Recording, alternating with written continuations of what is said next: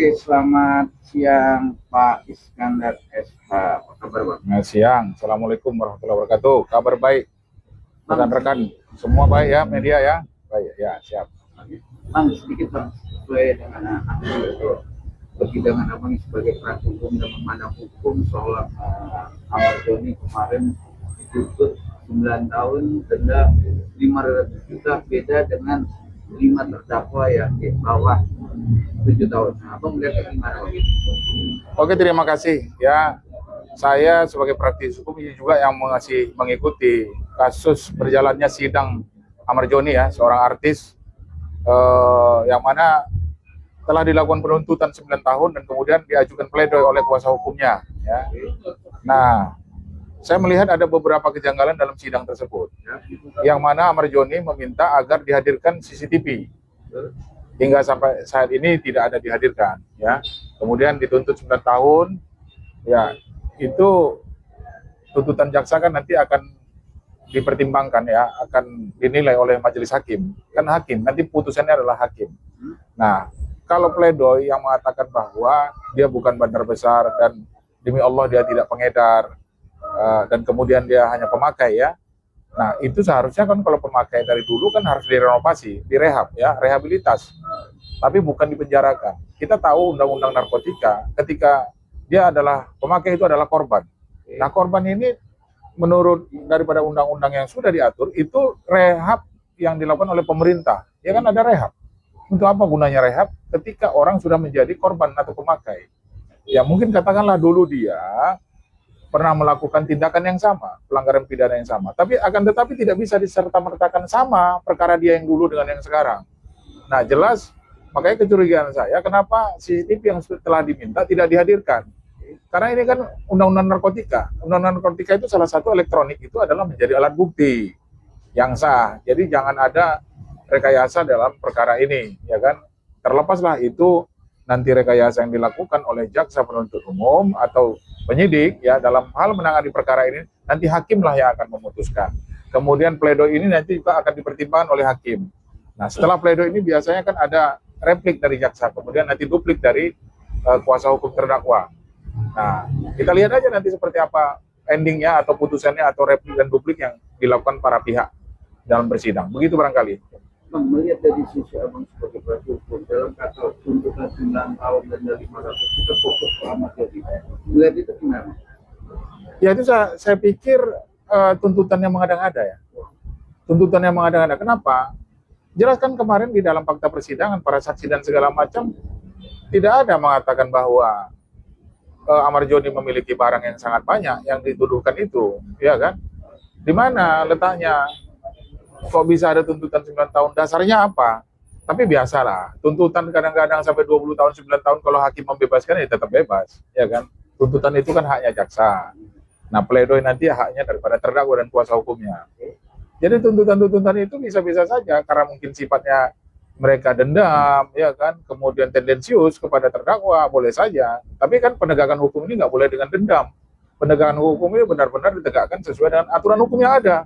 Nah, kalau terjadi misalnya Ahmad Doni diintimidasi di dalam tahanan, itu ada ranah sendiri, laporkan.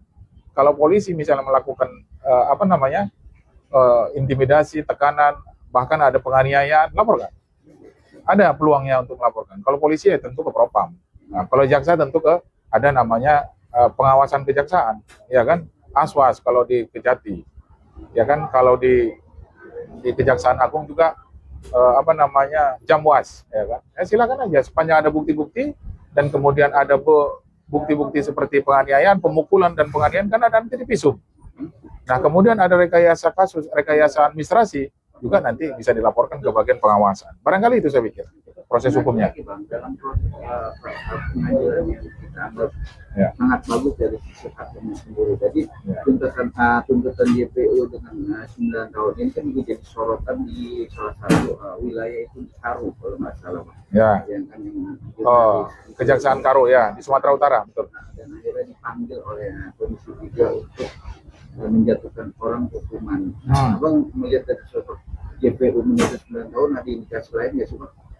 Ya, saya pikir kalau memang ada indikasi-indikasi yang tidak sesuai dengan aturan hukum, ada peluang kan bisa untuk RDP ke DPR, ya kan? Kuasa hukum kemudian keluarga terdakwa juga bisa menyampaikan kepada DPR Komisi 3 supaya dipanggil benar tidak kasus ini gitu kan, agar terang, artinya supaya publik juga percaya dengan penegakan hukum gitu.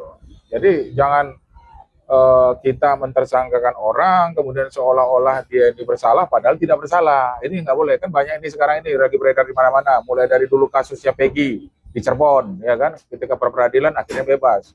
Nah sekarang baru-baru ini juga Kejaksaan Negeri Karo, ya kan, di Sumatera Utara. Nah ini kan viral nih, tapi saya yakin dan percaya pemerintahan Prabowo Subianto ini tidak main-main. Ketika ada aparat penegak hukum yang melanggar hukum, itu langsung diberikan sanksi yang berat kepada mereka begitu. Nah, saya pikir juga kepada kita semua masyarakat lah pada umumnya ya, jangan dekati narkoba lah, bahaya. Saya pikir itu. Nah, tapi juga ketika penegak hukum menerapkan hukum atau pasal yang tidak sesuai dengan terdakwa atau tersangka, itu juga pelanggaran hukum. Ya, saya pikir gitu. Dari pengadilan yang dilakukan oleh persidangan Ahmad Doni ini, dari konteks Ahmad Doni yang sudah mengaku dia bersalah dan Allah tidak melakukan perbuatan dalam arti tidak hanya kematian, dan dia merasa bersalah sama keluarganya dengan problem masalah dia kematian sampai akhirnya dia kematian lagi. Nah itu apa sih Bang yang membuat dia membuat pledoi dengan tulisannya? Apakah nanti hakim melihat itu Bang? Ya, hakim melihat itu. Satu, yang kedua juga hakim melihat fakta persidangan, saksi-saksi dan barang bukti. Kemudian juga alat bukti. Ada alat bukti, ada barang bukti. Kemudian ditambah lagi nanti pembelaannya, yaitu pledoi. Dan kemudian dilihat lagi sikap daripada terdakwa. Sikapnya main-main, sopan, hormat kepada pengadilan. Jangan sampai nanti kita dibikin bahan ledekan di pengadilan tersebut. Karena hakim melihat itu semua. Melihat dari kesopan santunan kita sebagai terdakwa, ya. Siapapun yang menjadi terdakwa harus sopan. Jangan mentang-mentang artis dia untuk mencari subscribe and apa untuk publik, jangan. Tapi sopan. Nah, ketika dia luar persidangan silakan dia mau bersandiwara mau seperti apa. Tapi dalam persidangan itu serius, sakral. Karena ada hakim 3 yang sudah disumpah juga, ada jaksa di situ, ada pengacara di situ. Nah, itu adalah orang-orang yang melakukan penegakan hukum. Jadi saya minta juga para terdakwa yang ke depannya itu siapapun, ya kan, berlaku sopanlah di sana. Itu ada penilaian hakim tersendiri. Nah, sepanjang itu nanti dinilai semua benar, ya kan, saya pikir bisa bebas. Begitu dia. Tapi dari bacaan tuntutan itu memang poin dari ada Ahmad Doni bersikap baik, tapi ada yang menjatuhkan dia 9 tahun dengan tuntutan itu karena dia tidak kooperatif, dia berbelit-belit. Dan dia juga residivis karena 3 kali melakukan itu. Nah, itu emang berarti gimana? Iya, saya katakan kan residivis itu kan masa lalu. Dia kan sudah jalani itu semua. Ketika orang bertobat, emang salah orang bertobat? Ya kan, mengakui kesalahannya kan udah dihukum. Iya kan? Kan selesai hukumannya. Ketika dia berbelit-belit, di mana berbelit-belitnya? Kan harus dibuktikan berbelit-belitnya. Kalau memang yang disampaikan, yang dituduhkan itu berbelit, ternyata fakta kebenaran yang disampaikan, masa dibilang orang berbelit-belit? Fakta kebenaran disampaikan berbelit-belit? Enggak. Yang berbelit-belit itu adalah hari ini dia katakan A, sebentar lagi dikatakan B, sebentar lagi dikatakan A lagi. Itu yang berbelit-belit. Tapi kalau sebenarnya dia mengatakan bahwa dia tidak melakukan, demi Allah saya bersumpah, nah itu urusannya kepada Tuhan dia. Ya kan? Tapi kalau nanti misalnya hakim menilainya itu memang dari hati nurani hakim, menilainya memang itu tidak dilakukan sebagai pengedar, tapi sebagai pemakai, saya pikir jatuhkan hukumannya sebagai pemakai. Kan pemakai kan 1 tahun ke bawah. Konteksnya apa? Dia tetap ditahan atau direhab? Ya rehab, kalau pemakai rehab, 1 tahun ke bawah rehab. Kan nanti tetap ada putusan hakim yang mengatakan diperintahkan kepada jaksa untuk rehab, kan begitu kan. Tapi kalau tuntutannya itu penjara, ya kalau misalnya 9 tahun kemudian diputus 9 tahun, ya tentu penjara ya penjara. Makanya di sana itu nanti hakim yang diuji pertimbangannya, karena semua itu untuk putusan apapun, baik itu secara pidana maupun perdata, apalagi narkotika, ya kan, itu kan hakim yang memutuskan. Nah, kalaupun nanti misalnya diputus bebas, tentu jaksa ada kasasi. Kalau diputus pun di bawah 9 tahun atau tidak sesuai dengan tuntutan jaksa, itu juga bisa banding jaksa. Begitu juga kepada terdakwa atau kuasa hukumnya, bisa lakukan banding ataupun kasasi. Barangkali itu. Tapi dalam terdakwa memohon juga tidak mau dibalikkan dengan tambangan. Nah itu dia sudah bermindset ke situ Pak. Ya, kenapa? Alasannya apa? Apakah dengan tuntutan yang sudah dibacakan dengan sekian ahli pengadilan, dan intinya sih dia tidak mau dibalikin ke sana. Iya, kalau itu nanti ranahnya berbeda. Kalau itu sudah diputus, kalau orang itu sudah diputus bebas kan nggak mungkin dibalikin ke sana lagi. Nggak juga di penjara kan. Bebas putusannya keluar mereka, bebas demi hukum. Jadi jangan berpikir dulu belum putusan sudah berpikir jangan ke Nusa Kambangan itu nanti. Jangan terlalu ketika kita berjalan mau ke sesuatu tempat, ya kan kita sudah berbicarakan tentang cita-cita suatu tempat lagi. Tapi pikirkan sekarang dalam menghadapi hukum ini bahwa putusannya apa nanti. Ya kan? Kalau menurut hakim itu memang tidak melakukan apa namanya sebagai bandar atau sebagai penjual, hanya sebagai pemakai, tentu mereka harus direhab, tidak dipenjara. Itu undang-undang loh, itu barangkali. Nah, itu menarik kalau ahli pidana dengan kuhapnya sekarang, Ya. pasal-pasal yang dikatakan kalau memang kasus pidana itu juga harus juga mengedepankan ada 2 atau 3 pasal yang dikenakan, ada pasal apa sih maksudnya di penjara dibebaskan, atau pasal peringatan atau pasal apa lah, itu yang maksud dikenakan dengan pasal yang terbaru atau yang terbaru ya Bang? Ya, kalau KUHP yang terbaru itu barangkali kan ini dia waktu dilakukan penangkapan dan penahanan kan itu masih KUHP yang lama ya. Nah, KUHP yang baru ini nanti kembali kepada pertimbangan hakim. Apakah ada nanti dia melakukan KUHP yang baru ini? Itu kan KUHP itu hanya hukum acara.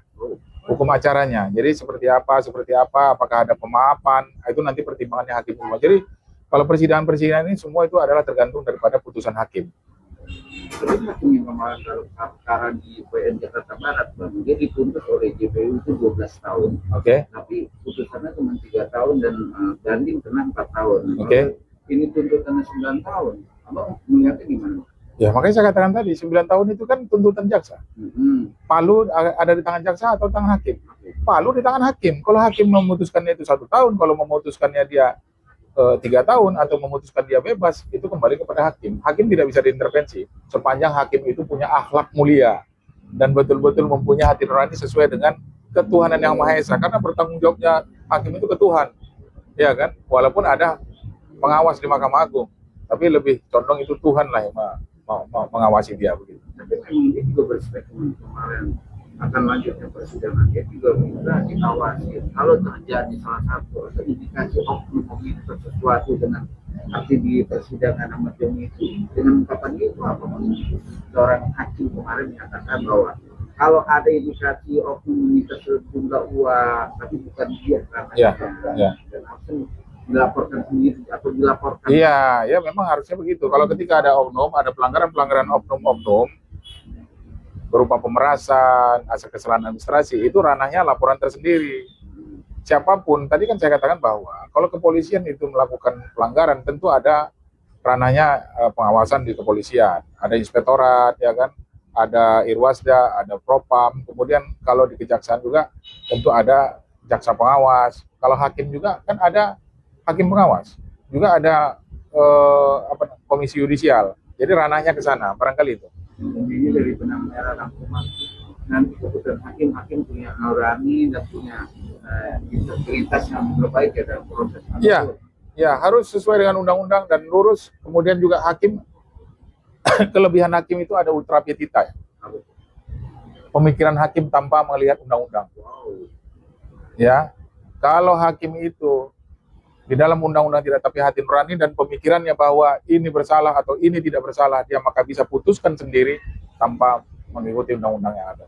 Itulah kelebihan hakim. Tapi walaupun dengan kelebihan hakim dari perkara kemarin kesaksian dari JP itu untuk orang yang tahu latar belakang kasusnya Ahmad Joni dan dia terindikasi terlibat tapi dia tidak masuk dalam ranahnya itu, Bang. Itu juga kebagian juga, Bang, kesaksian yang memberatkan Ahmad Joni, padahal waktu itu dia mau jadi kesaksian dari Ahmad Joni tapi berbalik ke JPU dan dia menjabarkan bahwa Ahmad Joni dan beragama penjual itu juga narumnya seorang hakim. Bisa baca, Bang? Iya, oke. Saya pikir begini, kalau itu Ahmad Joni dikatakan pedagang yang di mana, kapan, pada saat kasus ini enggak? Yang didagangkan apa? Ditangkap nggak dagangannya itu? Jadi jangan dia berbunga-bunga menceritakan yang lain-lain. Sekarang kita fokus dalam perkara yang ini. Begitu, hakim kan bisa menilai. Misalnya cerita dia pedagang 1 kilo, 2 kilo, sementara menjadi barang bukti cuma 2 ons. Kita bicaranya yang ini. Fakta persidangan begitu. Tapi fakta persidangan proses 10 orang kan ditangkap Bang. Ya. Tapi yang diproses itu cuma 6 atau 7, yang 3 itu lewat. Ya. Alasannya kata tidak ada di badan. Ya. Dalam proses penyidikan atau Oke. Namun dia dijadikan saksi untuk memberatkan Ahmad Joni. Ya. Padahal dia juga ada di situ Bang. Jadi dia mengetahui bahwa Ahmad Joni pernah menyuruh dia untuk bawa barangnya, tapi dia tidak dilibatkan dalam perkara ini. Gimana Bang? Oh iya, kalau tidak dilibatkan dalam perkara ini kan sekarang makanya kita fokus dalam perkara ini. Kalau itu dikatakan bahwa Ahmad Joni pernah begini, pernah begitu, pernah begini, itu kan di luar perkara ini berarti. Masuk di perkara ini Bang. Masuk di perkara ini. Nah, oke. Sekarang saya tanya dulu. Dari mana dapat barang ini orang ini? Ketangkap nggak yang memasukkan barang ke tahanan, ke lapas? Ketangkap nggak? Nggak ketangkap. Diputus di mana? Kira-kira orang dalam penjara ini kalau nggak ada barang dari luar bisa masuk nggak barang ke dalam? Iya kan? Siapa orang yang memasukkan barang ini? Jangan-jangan ada bandar besar di belakangnya.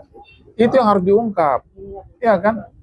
Bahwa kita tahu selama ini kan kita ada yang bintang 2 juga yang sudah ketangkap kan dalam narkoba ini.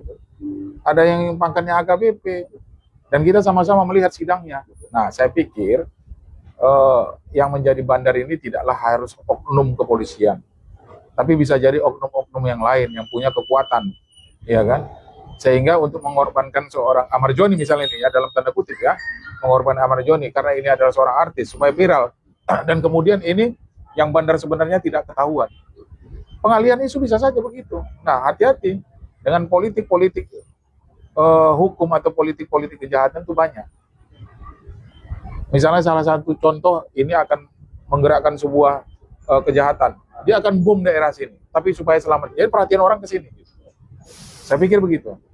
Ya, cukup ya.